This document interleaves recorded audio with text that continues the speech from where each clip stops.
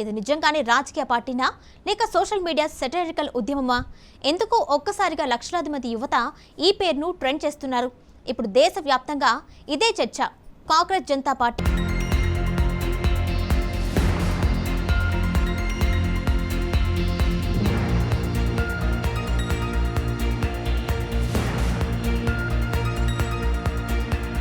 Congress Janata party issue ఏంటి?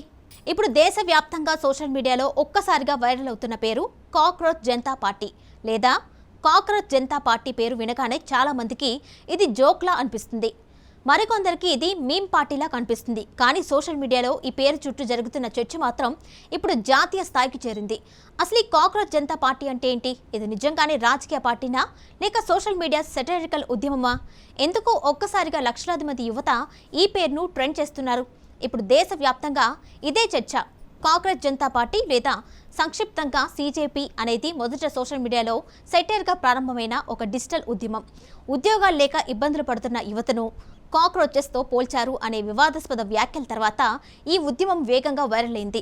Supreme court విచారణ సందర్భంగా భారత ప్రధాన న్యాయమూర్తి సూర్యకాంత్ చేసిన వ్యాఖ్యలే ఈ మొత్తం వివాదానికి కారణమయ్యాయని సోషల్ మీడియాలో పెద్ద ఎత్తున ప్రచారం జరిగింది. కొన్ని వర్గాల ప్రకారం ఉద్యోగాలు లేక సమాజంపై విమర్శలు చేసే కొందరు యువకులు కాక్రోచెస్లా మారుతున్నారు అనే అర్థం వచ్చేలా వ్యాఖ్యలు చేసినట్లు చర్చ జరిగింది. అక్కడి నుంచే సోషల్ మీడియాలో యువత ఆ వ్యాఖ్యల్ని సెటైర్గా తీసుకొని అవును మేం కాక్రోచెస్ అంటూ మీమ్స్, పోస్టులు, వీడియోలు చేయడం ప్రారంభించింది. అదే క్రమంలో కాంగ్రెస్ జనతా పార్టీ అనే పేరుతో ఒక digital platform, website, social media పేజీలు ప్రారంభమయ్యాయి. ఈ ఉద్యమాన్ని అభిజిత్ దిప్కే అనే వ్యక్తి ప్రారంభించినట్లుగా తెలిసింది.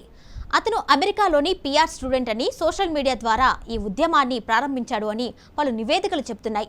ఇక్కడ ఆసక్తికర విషయం ఏంటంటే ఇది కేవలం మీమ్ పేజీలా ప్రారంభమైన కొద్ది రోజుల్లోనే వేల నుంచి లక్షల మంది వరకు సోషల్ మీడియాలో ఫాలో అవ్వడం మొదలుపెట్టారు.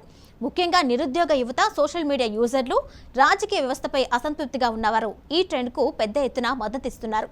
ఇక ఈ కాంగ్రెస్ జనతా పార్టీ తమదైన మేనిఫెస్టో కూడా విడుదల చేసింది. అందులో ప్రధానంగా 5 డిమాండ్లు వైరల్ అయ్యాయి. వాటిలో రిటైర్ అయ్యే ప్రధాన న్యాయమూర్తులకు రాజ్యసభ పదవులు ఇవ్వకూడదు అని ఒక డిమాండ్, మహిళలకు 50% రాజకీయ రిజర్వేషన్ ఇవ్వాలని మరో డిమాండ్, పార్టీ మారే ఎమ్మెల్యేలు, ఎంపీలపై కఠిన నిషేధం విధించాలని ఇంకో డిమాండ్ వంటి అంశాలు ఉన్నాయి. ఇది నిజమైన రాజకీయ పార్టీనా అనే ప్రశ్నకు వస్తే ప్రస్తుతం ఇది అధికారికంగా ఎన్నికల సంఘంలో నమోదైన పార్టీ కాదు అని తెలుస్తుంది. ఇది ప్రధానంగా ఒక డిజిటల్ ఉద్యమం, సెటరికల్ పొలిటికల్ క్యాంపెయిన్ అని పలు కథనాలు చెబుతున్నాయి. అయితే సోషల్ మీడియాలో మాత్రం ఈ ఉద్యమం భారీ చర్చకు దారితీస్తుంది. కొంతమంది దీని యువత అసంతృప్తికి ప్రతీకగా చూస్తున్నారు. ఉద్యోగాలు లేవు, అవకాశాలు తగ్గాయి, ప్రజల సమస్యలను ఎవరూ పట్టించుకోవడం లేదు అనే భావనతో చాలామంది యువత ఈ ట్రెండ్కు కనెక్ట్ అవుతున్నారు అని సోషల్ మీడియాలో కమెంట్లు వినిపిస్తున్నాయి. మరోవైపు విమర్శకులు మాత్రం ఇది కేవలం మీమ్ రాజకీయమే అని అంటున్నారు. సోషల్ మీడియాలో ట్రెండ్ అవడం వేరు, నిజంగా రాజకీయ మార్పు తీసుకురావడం వేరు అంటున్నారు.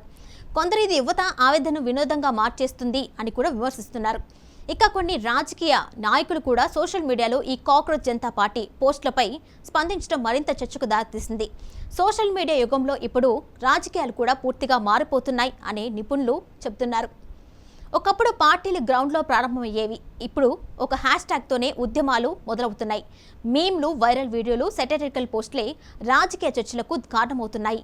అదే సమయంలో యువతలో పెరుగుతున్న నిరాశ, నిరుద్యోగం, వ్యవస్థపై అసంతృప్తి వంటి అంశాలు కూడా ఈ ట్రెండ్ వెనుక ఉన్నాయని విశ్లేషకులు అభిప్రాయపడుతున్నారు. ఇక అసలు ప్రశ్న ఏంటంటే ఈ కాంగ్రెస్ జనతా పార్టీ నిజంగా రాజకీయ ఉద్యమంగా మారుతుందా లేక కొన్ని రోజుల సోషల్ మీడియా ట్రెండ్గానే మిగిలిపోతుందా? యువత ఆవేదనకు ఇది నిజమైన వేదిక అవుతుందా లేక కేవలం వైరల్ కంటెంట్గా ముగిసిపోతుందా? ప్రస్తుతం దేశవ్యాప్తంగా సోషల్ మీడియాలో హాట్ టాపిక్గా మారిన కాంగ్రెస్ జనతా పార్టీపై ఇంకా చర్చ కొనసాగుతుంది.